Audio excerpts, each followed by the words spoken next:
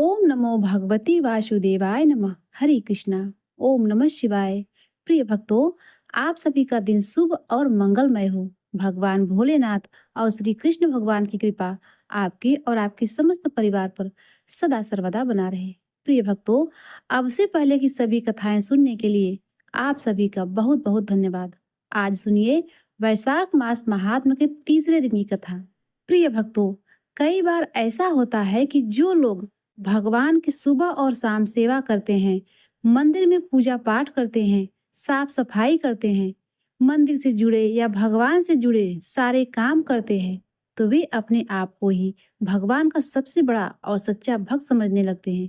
लेकिन यह सारे काम करते समय अगर भगवान के प्रति श्रद्धा या भक्ति नहीं है, तो फिर यह सारे काम किसी भी पुण्य में नहीं गिने जाते। ऐसे ही आज की एक कहानी है भगवान के सच्चे भक्त की, जिसके मन में भगवान के प्रति अविचल और सच्ची भक्ति थी। एक बार की बात है, एक गांव में एक पंडित जी रहा करते थे और उसी गांव में भगवान का एक बहुत बड़ा भक्त भी रहता था, जो भगवान की पूजा हमेशा सच्चे मन से किया करता था और भगवान के लिए सुबह सुबह बड़ी खुशी के साथ फूल लेने के लिए चला जाता। पंडित जी भी मंदिर में पूजा करने के लिए हमेशा उसी से फूल लिया करते थे, क्योंकि वह सुबह सुबह ताजे फूलों को लेकर आया करता था। उस भक्त को फूल चुनने के लिए एक ऊंची पहाड़ी को चढ़कर जाना पड़ता था। रास्ता बड़ा कठिन था। पहाड़ी की दूसरी ओर सुंदर सुंदर सुगंधित फूल लगे होते थे और उन्हें तोड़कर वह बड़ी मुश्किल से गांव में लेकर आता था। यह बात सभी जानते थे। पंडित जी भी इस बात को जानते थे कि अगर कोई भी फूल सुबह सुबह लेने के लिए जाता तो उस पहाड़ी के पार जाने में उसे बहुत समय लग जाता, तब तक पूजा करने में देर हो जाती। इसीलिए इतनी दूर फूल चुनने के लिए कोई भी नहीं जाता था। यहाँ तक कि पंडित जी भी हमेशा उसी भक्त का इंतजार किया करते थे और उसी से हमेशा फूल लिया करते थे। एक दिन की बात है, पंडित जी मंदिर में पहुंचे और मंदिर से कपाट खोलकर सारी मूर्तियों को स्नान कराया, साफ सफाई और फिर उसकी भक्त का इंतजार करने लगे, क्योंकि उन्हें भगवान को ताजे फूल जो अर्पित करने थे। भक्त था कि अभी तक आया ही नहीं। काफी देर इंतजार करने के बाद आखिरकार वह भक्त फूल लेकर आ गया और जब पंडित जी ने उसे देखा तो पूछा कि तुमने तो आज बहुत देर लगा दी, तुम फूल लेकर अभी तक आए क्यों नहीं? भक्त ने कहा कि पंडित जी, क्या बताऊं, जैसे ही मैं फूल तोड़ने लगा तो पहाड़ी पर से मेरा पैर फिसल गया और पैर फिसलने के कारण मैं नीचे गिर गया, जिस कारण बहुत सारे फूल खराब हो गए। अब आप ही बताइए, भला भगवान को अर्पित करने के लिए खराब फूल थोड़े ला सकता हूँ? इसीलिए मैं दोबारा फूल चुनने के लिए उस पहाड़ी पर चला गया। पंडित जी ने बड़े गौर से उस भक्त को देखा तो उसकी हालत तो बहुत ठीक लग रही थी। उसे देखकर उन्हें कहीं भी नहीं लगा कि वह गिरा है। इसीलिए पंडित जी सोचने लगे, हो न हो यह झूठ बोल रहा है। पंडित जी ने उस आदमी से पूछा, अरे भाई, तुम झूठ क्यों बोलते हो? आज तुम्हें देर से आने का कोई और कारण है और तुम मुझे कुछ और कारण बता रहे हो। लेकिन वह भक्त तो यही कहने लगा, पंडित जी, यही सच है, मेरे साथ सच में ऐसा हुआ था। पंडित जी को उस भक्त की बात पर विश्वास नहीं हुआ। फिर भी उन्होंने उसके हाथ से फूल लेकर भगवान को अर्पित कर दिए। फिर कुछ दिनों की बात है, एक दिन बहुत जोर से बारिश हो रही थी। पंडित जी को लगा कि आज तो वह भक्त फूल लेकर आएगा ही नहीं। लेकिन क्या देखते हैं कि थोड़ी ही देर में वह भक्त तो फूल लेकर हाजिर था। पंडित जी ने देखा तो बड़े हैरान हुए और पूछने लगे, क्यों भाई, आज तुम इतनी बारिश में फूल लेकर कैसे आ गए? कहने के साथ ही पंडित जी ने उस भक्त की ओर देखा। बाहर तो तेज बारिश हो रही थी, लेकिन वह भक्त बिना छतरी के भी बिल्कुल भीगा नहीं था। उसके ऊपर बारिश की एक बूंद तक नहीं पड़ी। पंडित जी यह देखकर बड़े हैरान हुए और पूछने लगे कि इतनी जोर से बारिश हो रही है और तुम बिल्कुल भी भीगे हुए नजर नहीं आ रहे हो। तो भक्त कहने लगा, पंडित जी, मैं तो बस भगवान का नाम लेकर आ रहा था, इसीलिए मैं बारिश में नहीं भीगा। पंडित जी को उसकी बात पर विश्वास नहीं हुआ। इसीलिए पंडित जी बोले, अच्छा, एक बार फिर से तुम्हें इस बारिश में बाहर जाकर दिखाना। तो जब वह भक्त बारिश में फिर से बाहर गया तो जहां जहां वह जाता उस तरह से बारिश थम जाती और बारिश की एक बूंद भी उस भक्त पर नहीं पड़ती। पंडित जी यह जानकर बहुत हैरान हो गए। फिर उन्होंने सोचा कि जब यह इंसान ऐसा कर सकता है, तो मैं क्यों नहीं कर सकता? मैं तो एक पंडित हूँ। फिर तो यह बारिश मुझे भी नहीं भिगोएगी, क्योंकि मैं भी तो भगवान का सच्चा भक्त हूँ। ऐसा सोचकर जैसे ही वह पंडित जी बाहर निकले, तो बारिश में भीग गए। पंडित जी बारिश में भीगता हुआ देखकर वह भक्त बोला, पंडित जी, लगता है आपने भगवान का नाम सच्चे मन से नहीं लिया है, इसीलिए तो आप बारिश में भीग गए और मैं नहीं भीगा। अब पंडित जी को अपनी गलती पर बड़ा अफसोस हुआ और उन्हें यह बात भी समझ में आ गई कि केवल दिखावे के लिए ही भक्ति काफी नहीं होता। असल भक्ति तो तब होती है जब भगवान के प्रति मन में सच्ची भावना हो, और भगवान भी अपने ऐसे ही भक्तों की सहायता करते हैं जो कि निश्चय भाव से उनकी भक्ति किया करते हैं। यह थी आज की कहानी। प्रिय भक्तों, अब आइए आप सभी वैशाख मास महात्म की आज की कथा सुनते हैं। आज की कथा में वर्णन किया गया है महर्षि वशिष्ठ जी के उपदेश से राजा कीर्तिमान का अपने राज्य में वैशाख मास के धर्म का पालन कराना और यमराज का ब्रह्मा जी से राजा के लिए शिकायत करना। मिथिलापति ने पूछा, हे ब्राह्मण, जब वैशाख मास के धर्म अतिशय सुलभ पुण्य राशि प्रदान करने वाले भगवान विष्णु के लिए प्रीतिकारक चारों पुरुषार्थों की तत्काल सिद्धि करने वाले सनातन और वेदोक्त है, तब संसार में उसकी प्रसिद्धि कैसे नहीं हुई? श्रुतदेव जी ने कहा, राजन, इस पृथ्वी पर लौकिक कामना रखने वाले ही मनुष्य अधिक हैं। उनमें से कुछ राजस और कुछ तामस हैं। वे लोग इस संसार के भोगों और पुत्र पौत्र आदि सुख संपदाओं की इच्छा रखते हैं। कहीं कहीं किसी प्रकार कभी बड़ी कठिनाइयों से कोई एक मनुष्य ऐसा मिलता है जो स्वर्ग लोक के लिए प्रयास करता है, और इसीलिए वह यज्ञ आदि पुण्य कर्मों का अनुष्ठान बड़े प्रयत्न पूर्वक करता है, परंतु मोक्ष की उपासना प्रायः कोई नहीं करता। तुक्ष आशाएं लेकर बहुत से कर्मों का आयोजन करने वाले लोग प्रायः काम्य कर्मों से ही उपासक हैं। यही कारण है कि संसार में राजस और तामस धर्म अधिक विख्यात हो गए हैं, किंतु सात्विक धर्मों की प्रसिद्धि नहीं हुई। यह सात्विक धर्म भगवान विष्णु को प्रसन्न करने वाले हैं, निष्काम भाव से किए जाते हैं और इस लोक तथा परलोक में सुख प्रदान करते हैं। देव माया से मोहित होने के कारण मूढ़ मनुष्य इन धर्मों को जानते ही नहीं। पूर्व काल की बात है, काशीपुरी में कीर्ति नाम से विख्यात एक चक्रवर्ती राजा थे। वे इक्ष्वाकु वंश के भूषण और महाराज निक के पुत्र थे। संसार में उनका बड़ा यश था। वे अपने इंद्रियों पर और क्रोध पर विजय प्राप्त कर चुके थे। ब्राह्मणों के प्रति उनके मन में बड़ी भक्ति और श्रद्धा थी। राजाओं में उनका स्थान बहुत ऊंचा था। एक दिन वे मृगया में आसक्त होकर महर्षि वशिष्ठ जी के आश्रम पर आए।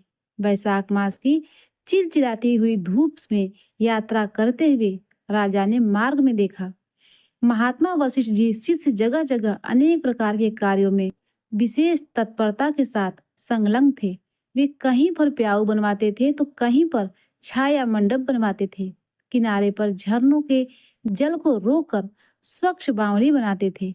कहीं वृक्षों के नीचे बैठे हुए लोगों को वे पंखा डुलाकर हवा करते थे। कहीं ऊख देते थे, कहीं सुगंधित पदार्थ भेंट करते थे और कहीं फल देते थे। दोपहरी में लोगों को छाता देते और संध्या के समय शरबत। कोई शिष्य घनी छाया वाले वन में झाड़ बुहार कर साफ किए हुए आश्रम के प्रांगणों में हितकारक बालुका बिछाते थे और कुछ लोग वृक्षों की शाखा में झूले भी लगाते थे। उन्हें देखकर राजा ने पूछा कि आप लोग कौन हैं? तब उन्होंने उत्तर दिया कि हे महाराज, हम लोग महर्षि वशिष्ठ जी के शिष्य हैं। राजा ने पूछा, यह सब क्या हो रहा है? बोले कि यह वैशाख मास कर्तव्य रूप से बताए गए धर्म है, जो धर्म अर्थ काम मोक्ष चारों पुरुषार्थों के साधक हैं। हम लोग गुरुदेव वशिष्ठ जी की आज्ञा से इन धर्मों का पालन किया करते हैं। राजा ने फिर पूछा कि इनके अनुष्ठान से मनुष्य को कौन सा फल मिलता है, किस देवता की प्रसन्नता होती है? तब उन्होंने उत्तर दिया, हमें इस समय यह बताने के लिए अवकाश नहीं है, आप हमारे गुरु जी के ही पूछ लीजिए। वे महायशस्वी महर्षि इन धर्मों को यथार्थ रूप से जानते हैं। शिष्यों से ऐसा उत्तर पाकर राजा शीघ्र ही महर्षि वशिष्ठ जी के पवित्र आश्रम पर, जो विद्या और योग शक्ति से संपन्न था, वहां गए। राजा को आते देखकर महर्षि वशिष्ठ मन ही मन बड़े प्रसन्न हुए। उन्होंने सेवकों सहित महात्मा राजा का विधि पूर्वक आतिथ्य सत्कार किया। तब वे आराम से बैठ गए। तब गुरु वशिष्ठ से प्रसन्नता पूर्वक राजा बोले कि भगवान, मैंने मार्ग में आपके शिष्यों द्वारा परम आश्चर्यमय शुभ कर्मों को होते देखा, किंतु उनके संबंध में जब मैंने उनसे प्रश्न किया, तब उन्होंने कोई भी दूसरी बात न बताकर सीधे आपके पास जाने की आज्ञा दे दी। उनकी आज्ञा के अनुसार ही मैं इस समय आपके पास आया हूँ। मेरे मन में उन धर्मों को सुनने की बड़ी इच्छा है, हे मुनिवर, इसीलिए आप मुझसे उनका वर्णन कीजिए। तब महायशस्वी वशिष्ठ जी ने प्रसन्नतापूर्वक कहा, राजन, तुम्हारी बुद्धि को उत्तम शिक्षा मिली है, इसीलिए उसने यह उत्तम निश्चय किया है। भगवान विष्णु की कथा के श्रवण और भगवत धर्मों के अनुष्ठान में जो तुम्हारी बुद्धि की अत्यधिक प्रवृत्ति हुई है, यह तुम्हारे किसी पुण्य का ही फल है, जिसने वैशाख मास में बताए हुए महाधर्मों के द्वारा भगवान विष्णु की आराधना की है। उसके उन धर्मों के भगवान बहुत संतुष्ट होते हैं और उन्हें मनवांछित वस्तु प्रदान करते हैं। सभी जगत के स्वामी भगवान लक्ष्मीपति समस्त पाप राशि का नाश करने वाले हैं। वे सूक्ष्म धर्मों से संपन्न होते हैं। केवल परिश्रम और धन से नहीं, भगवान विष्णु भक्ति से पूजित होने पर अभिष्ट वस्तु प्रदान करते हैं। इसीलिए सदा भगवान विष्णु की भक्ति करनी चाहिए। जगदीश्वर श्री हरि जल से भी पूजा करने पर अशेष क्लेश का नाश कर देते हैं और शीघ्र प्रसन्न हो जाते हैं। वैशाख मास बताए हुए यह धर्म थोड़े से परिश्रम द्वारा साध्य होने पर भी भगवान विष्णु के लिए प्रीतिकारक और शुभ होने के कारण अधिक व्यय से सिद्ध होने वाले बड़े बड़े यज्ञ आदि कर्मों का भी तिरस्कार करने वाले हैं। इसीलिए हे राजन, तुम भी वैशाख मास में बताए हुए धर्मों का पालन करो और तुम्हारे राज्य में निवास करने वाले अन्य सभी लोगों से भी उन कल्याणकारी धर्मों का पालन कराओ। इस प्रकार से वैशाख धर्म के पालन की आवश्यकता को शास्त्रों और युक्तियों से भली भांति सिद्ध करके वशिष्ठ जी ने वैशाख मास के सभी धर्मों का राजा के सामने वर्णन कर दिया। उन सब धर्मों को सुनकर राजा ने गुरु का भक्ति भाव से पूजन किया और घर आकर वे सब धर्मों का विधि पूर्वक पालन करने लगे। देवादिदेव भगवान विष्णु में भक्ति रखते हुए राजा कीर्तिमान देवेश्वर पद्मनाथ के अलावा और किसी देवता को नहीं देखते थे। उन्होंने हाथी की पीठ पर नगाड़ा रखकर सिपाहियों से अपने राज्य भर में डंके की चोट पर यह घोषणा करा दी कि मेरे राज्य में जो 8 वर्ष से अधिक की आयु वाले मनुष्य हैं, उसकी आयु जब तक 80 वर्ष की न हो जाए, तब तक मेष राशि में सूर्य के स्थित होने पर अगर वह प्रातःकाल स्नान नहीं करेगा तो मेरे द्वारा दंडनीय तथा राज्य से निकाल देने योग्य समझा जाएगा। ये मेरा निश्चय आदेश है। पिता पुत्र या फिर कोई भी बंधु बांधव जो कोई भी वैशाख धर्म का पालन नहीं करेगा, वह चोर की तरह दंड का पात्र समझा जाएगा। प्रातःकाल शुभ जल में स्नान करके श्रेष्ठ ब्राह्मणों को दान करना चाहिए। तुम सब लोग अपनी शक्ति के अनुसार प्याऊ और दान आदि धर्मों का आचरण करो। राजा कीर्तिमान ने प्रत्येक गांव में धर्म का उपदेश करने वाले एक एक ब्राह्मण को बसा दिया। 5-5 गांवों पर एक एक ऐसे अधिकारी की नियुक्ति कर दी जो धर्म का त्याग करने वाले लोगों को दंड दे सके। उस अधिकारी की सेवा में भी 10-10 घुड़सवार रहते थे। इस प्रकार चक्रवर्ती राजा के शासन में चारों ओर सभी देशों में यह धर्म का पौधा प्रारंभ हुआ और आगे चलकर खूब बढ़े हुए वृक्ष के रूप में बदल गया। उस राजा के राज्य में जो लोग मर जाते थे वे भगवान विष्णु के धाम में जाते थे। वहां के मनुष्यों को विष्णु लोक की प्राप्ति निश्चित थी। एक बार भी वैशाख स्नान कर लेने से मनुष्य यमराज के पास नहीं जाता।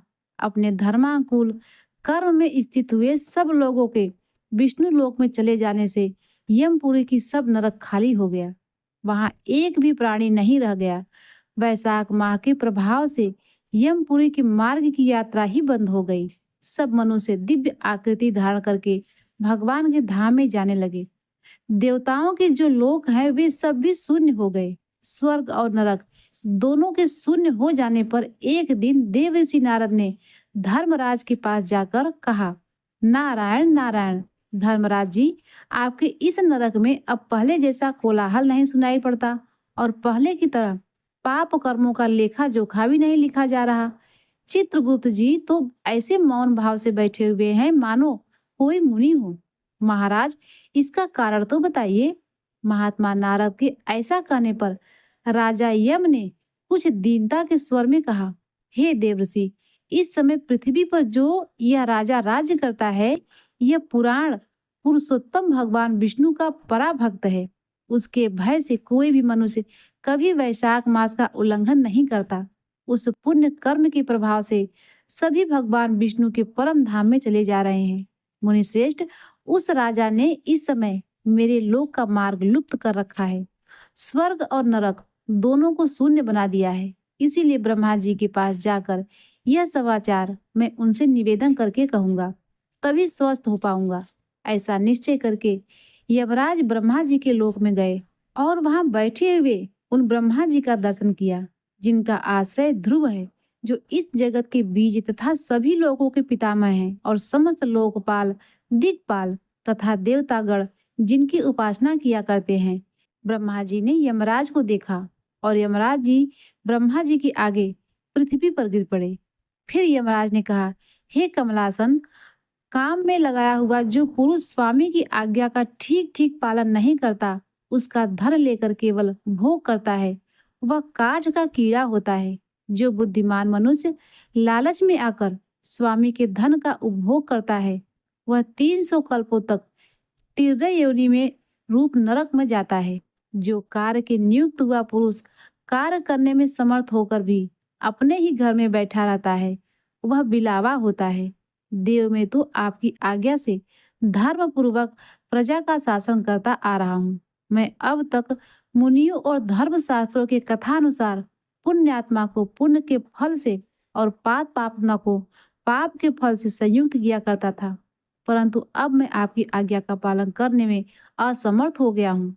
राजा कीर्तिमान के राज्य में सभी लोग वैशाख मास के किए जाने वाले पुण्य कर्मों का अनुष्ठान करके पितरों और पितामह को साथ बैकुंठ धाम में चले जाते हैं। उनके मरे हुए पिता और माता आदि भी विष्णु लोक में चले जाते हैं।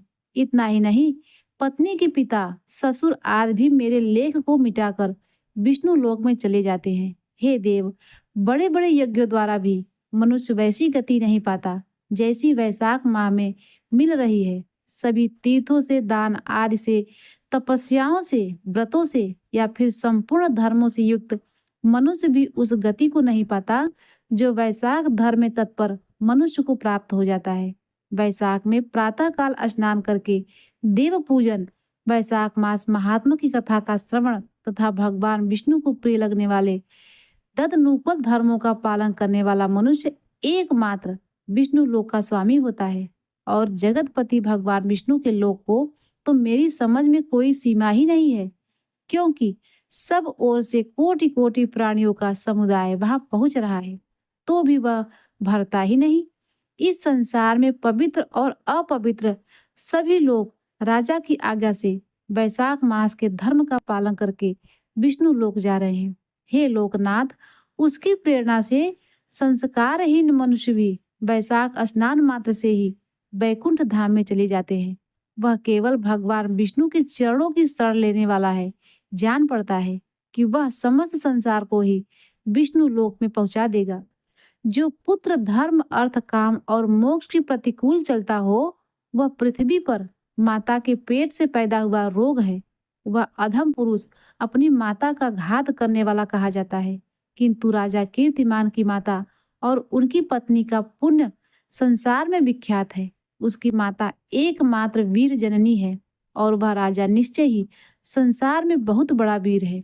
जिस प्रकार राजा कीर्तिमान मेरी लिपि को मिटाने में उद्यम हुआ है, ऐसा उद्योग पुराणों में और किसी का भी नहीं सुना गया है। भगवान विष्णु की भक्ति में तत्पर हुए राजा कीर्तिमान के सिवा दूसरे ऐसे किसी को भी मैं नहीं जानता जो डंका बजाकर घोषणा करते हुए लोगों को ऐसी प्रेरणा देते हों। और मेरे लोक के मार्ग को विलुप्त करने का प्रयास करता रहा हूँ। हरे कृष्णा। ओम नमः शिवाय। प्रिय भक्तों, इसके आगे का वृत्तांत आप सभी लोग भक्त अगले अध्याय में जरूर सुनिएगा, जिसमें श्री ब्रह्मा जी का यमराज जी को समझाना और फिर भगवान विष्णु का उन्हें वैशाख मास भाग दिलाने का वर्णन है।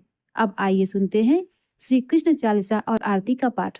बंसी शोभित कर मधुर नील जलद तन श्याम, अरुण अधर जनु बिंबा फल नयन कमल अभिराम, पूर्ण इंद्र अरविंद मुख पीतांबर शुभ साज, जय मन मोहन मदन छवि कृष्ण चंद्र महाराज, जय यदुनंदन जय जगवंदन, जय वसुदेव देवकी नंदन, जय यशोदा सुत नंद दुदारे, जय प्रभु भक्तन के त्रिगतारे, जय नट नागर नागन थैया, कृष्ण कन्हैया धेनु चरैया, पुनि नख पर प्रभु गिरवर धारो, आओ दीनन कष्ट निवारो, बंसी मधुर अधर धर तेरी, होवे पूर्ण मनोरथ मेरी, आओ हरि पुनि माखन चाखो, आज लाज भारत की राखो, गोल कपोल चिबुक अरुड़ारे, मृदु मुस्कान मोहिनी डारे, रंजित राजीव नयन विशाला, मोर मुकुट बैजंती माला, कुंडल श्रवण पीठ पर आछे, कटिकिंग कड़ी काचन काछे, नील जल सुंदर तनु सोहे, छवि लख सुर नर मुनि मोहे, मस्तक तिलक अलक घुंघराले, आओ कृष्ण बांसुरी वाले, करिपै पान पूतन हितार्यो, अका बका का गासुर मार्यो, मधुबन जलत अग्नि जब ज्वाला, भय शीतल लखतै नंद लाला, लगत लगत ब्रजहन बहायो, गोवर्धन नख धारी बचायो, लख यशोदा मन भ्रम अधिकाई, मुख में 14 भवन दिखाई, दुष्ट कंस अधि उधम मचायो, कोटि कमल जब फूल मंगायो, नाति कालहि तब तुम लीनो, चरण चिन्ह दय निर्भय कीन्हो, करि गोपिन संग रास बिलासा, सबकी पूर्ण कर अभिलाषा, केतिक महा असुर संहारो, कंस ही केस पकड़ दई मारो, माता पिता की बंदी छुड़ाई, उग्रसेन कह राज दिलाई, महिषे मृतक क्षयो सुत लायो, मातु देव की शोक मिटायो, भौमासुर मुर दैत्य संहारो, लाए खड्ग सहस कुमार्यो, देह भिन्न तृण चीर सहारा, जरा सिंधु राक्षस कह मारा, असुर बकासुर आदि कुमार्यो, भक्तन के तब कष्ट निवार्यो, दीन सुदामा के दुख टार्यो, तंदुल 3 मुठी मुख डार्यो, प्रेम के साग बदिर घर मांग्यो, दुर्योधन घर मेवा त्यागो, लखी प्रेम की महिमा भारी, ऐसे श्याम दीन हितकारी, भारत के पारथ तहाँ के, लिए चक्र नहीं बलता के, निज गीता के ज्ञान सुनावे, भक्तन हृदय सुधा बरसावे, मीरा थी ऐसी मत वाली, विष पी गई बजा कर ताली, राणा भेजा सांप पिटारी, सालिक राम बने बनवारी, निज माया तुम पिदहि दिखायो, उनते संशय सकल मिटायो, तब सत निंदा करी तत्काला, जीवन मुक्त भयो शिशुपाला, जब ही द्रौपदी टेर लगाई, दीनानाथ लाज अब जाई, तुरत ही बसन बने नंद लाला, बढ़े चीर भय अरि मुह काला, असनाथ के नाथ कन्हैया, डूबत भवर बचावत नैया, सुंदर दास आस उरधारी, दया दृष्टि की जय बनवारी, नाथ सकल मम कुमत निवारो, क्षमहु बेग अपराध हमारो, होलो पट अब दर्शन दीजो, बोलो कृष्ण कन्हैया की जय, बोलो कृष्ण कन्हैया की जय। यह चालीसा कृष्ण का पाठ करे जो नर नारी, अष्ट सिद्धि नवनिध फल पदार्थ चारि, बोलो कृष्ण भगवान की जय। प्रिय भक्तों, अब आइए सुनते हैं कृष्ण भगवान की आरती का पाठ। आरती कुंज बिहारी की, श्री गिरधर कृष्ण मुरारी की, आरती कुंज बिहारी की, श्री गिरधर कृष्ण मुरारी की, गले में बैजंती माला, बजावे मुरली मधुर बाला, श्रवण में कुंडल छल काला, नंद के आनंद नंद लाला, गगन सम अंग कांति काली, राधिका चमक रही आली, लतन में ठाढ़े वनमाली, भ्रमर सी अलक कस्तूरी तिलक, चंद्र सी छलक ललित छवि श्यामा प्यारी की, श्री गिरधर कृष्ण मुरारी की, आरती कुंज बिहारी की, श्री गिरधर कृष्ण मुरारी की। कनक में मोर मुकुट बिलसे, देवता दर्शन को तरसे। गगन सो सुमन राशि बरसे, बजे मुरचंग मधुर मृदंग। ग्वाल निसंग अतुल रति गोप कुमारी की। श्री गिरधर कृष्ण मुरारी की, आरती कुंज बिहारी की। श्री गिरधर कृष्ण मुरारी की, जहाँ ते प्रकट भई गंगा। सकल मन हारिणी श्री गंगा, स्मरन्ते होत मोह भंगा। बसी शिव शीस जटा के बीच, हरै अग कीच चरण छवि श्री बनवारी की। श्री गिरधर कृष्ण मुरारी की, आरती कुंज बिहारी की। श्री गिरधर कृष्ण मुरारी की, चमकती उज्ज्वल तन रेणु। बज रही वृंदावन वेणु, चहु दिशि गोपी ग्वाल धेनु। हसत मृदु मंद चांदनी चंद, कटत भव फंद टेर सुन दिन दुखियारी की। श्री गिरधर कृष्ण मुरारी की, आरती कुंज बिहारी की। श्री गिरधर कृष्ण मुरारी की, आरती कुंज बिहारी की। श्री गिरधर कृष्ण मुरारी की, आरती कुंज बिहारी की। श्री गिरधर कृष्ण मुरारी की। तो प्रिय भक्तों, एक बार प्रेम से बोलिए ओम नमो भगवते वासुदेवाय नमः। हरे कृष्णा।